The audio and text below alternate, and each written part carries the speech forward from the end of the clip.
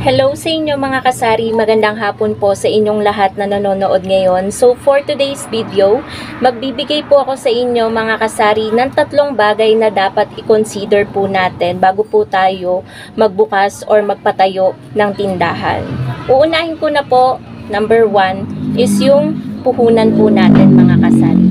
Kapag kasi marami kang puhunan, more paninda, more customer, more benta.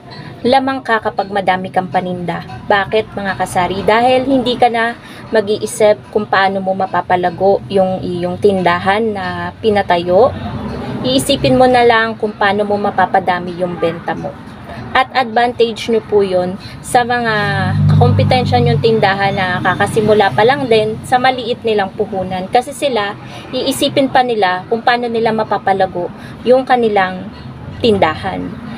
Kapag marami kang puhunan, 'di ba mga kasari, mabibili mo lahat, as in kumpleto lahat. Kasi yung ibang tindahan, like yung tindahan ko nung nag-start ako magtindahan, ang mga nabili ko pa lang talaga is yung mga basic needs. Wala pa din ako noong soft drinks, ganyan. Ang dami talaga na wala pa noon, wala pa rin akong GCash. Ngayon guys, kailangan mo na rin mamuhunan sa GCash para, 'di ba, lagi na rin yung hinahanap sa isang tindahan. Kaya malaking tulong talaga na may malaki po tayong puhunan. Kailangan po talaga ng puhunan sa pagtatayo ng tindahan, 'di ba po? Meron naman na mga puhunan na galing sa utang, puhunan pa rin 'yon. Hindi mo masasabing hindi puhunan 'yon, 'di ba? Kaso mahirap kasi kapag galing sa utang. Talagang yung iba na mga kasari natin napapanindigan, nababayaran nila ng ayos yung utang nila. Meron namang mga iba na sira na dun sa pinagkakautangan nila. So kapag may malaki kasing puhunan, 'di ba?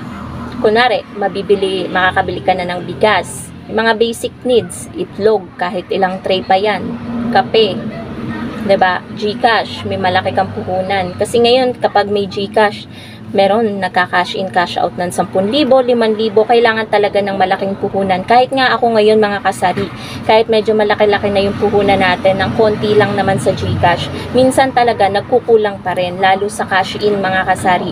More on ano kasi dito yung cash in, bihira na ngayon yung cash out, kasi siguro, 'di ba malapit ako sa Sabungan, meron na din sigurong nag-GCash doon, kaya cash in na lang yung pinaka in demand talaga dito. Pero okay lang naman yun mga kasari.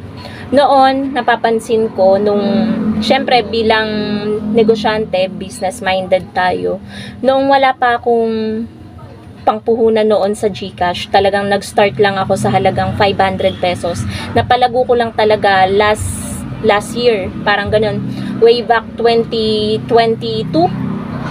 mga December yata ako nag-start noon, nagkaroon ng GCash. Diba ang tagal ng may GCash. Napansin ko maraming naghahanap mga kasari. So namuhunan ako ng 500 pesos hanggang sa napalago ko.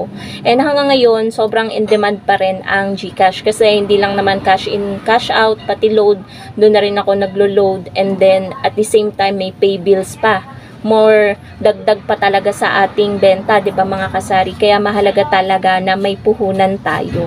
And kapag may puhunan po kasi tayo sa ating tindahan, lamang ka talaga sa mga kakumpetensya mo. Kasi nga ayun, madadagdagan yung paninda mo, kahit anong gusto mong idagdag sa paninda mo, mabibili mo. And kapag limited naman yung puhunan mo, 'di ba mga kasari? Talagang kung ano lang yung benta mo, yun lang yung maipangpapamili mo sa pang-rotation ng paninda mo sa yung tindahan. Ganun kasi yung ginagawa ko dito wala pa ako masyadong puhunan. Kaya sinashare ko talaga sa inyo mga kasari. And second naman po, dapat i-consider po talaga natin yung ating location. Yan talaga ang napaka-importante sa pagtatayo ng negosyong ganito, tindahan or sari-sari store. Tulad, eto guys, nauna namang itayo itong tindahan bago ang Sabungan. Sinuwerte lang talaga at may nagtayo na malapit na Sabungan. Kasi sa Sabungan mga kasari, talagang double price yung mga paninda. Meron lang guys tao.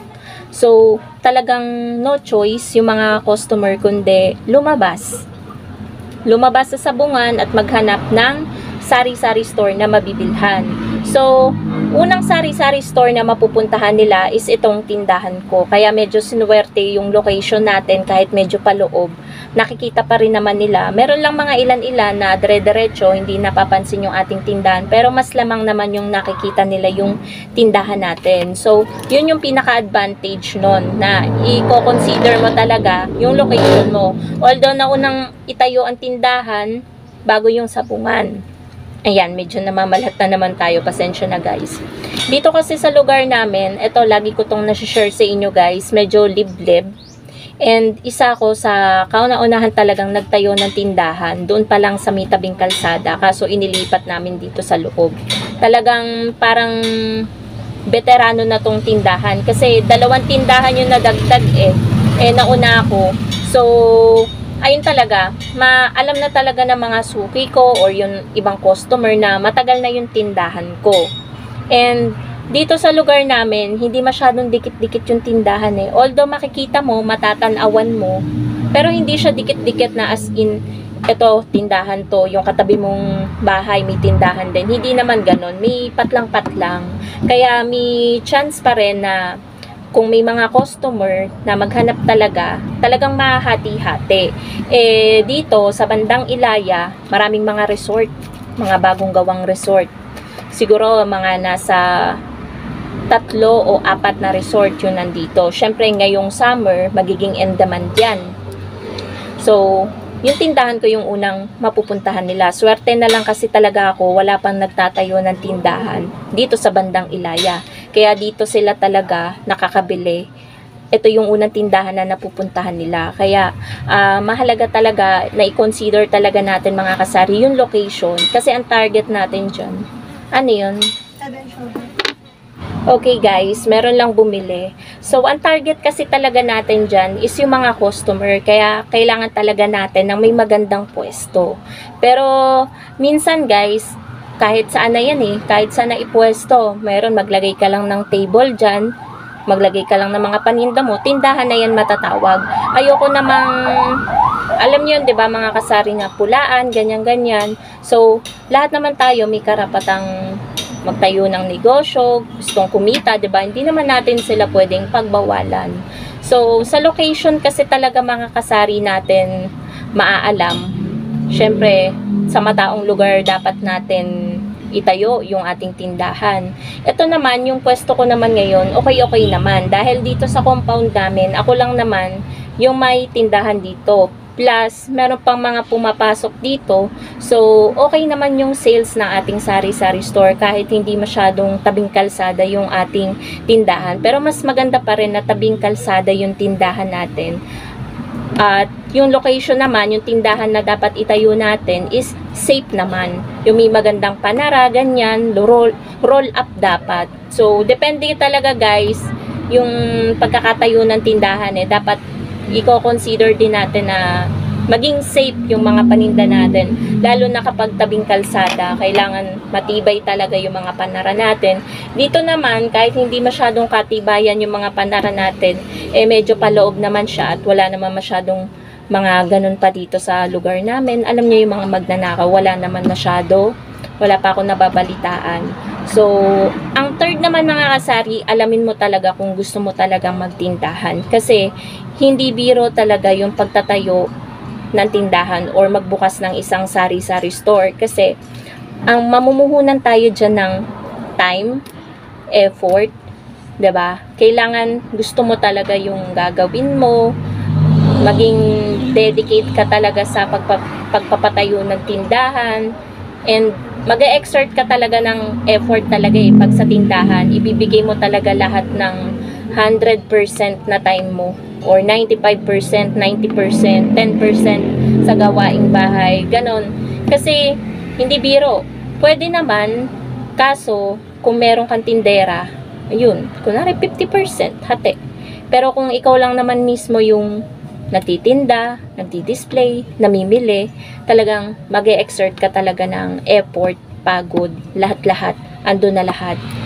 And kaya ako nasabing hindi biro, 'di ba, mag-iilang taon na yung aking tindahan. 2018 pa ako nag-start.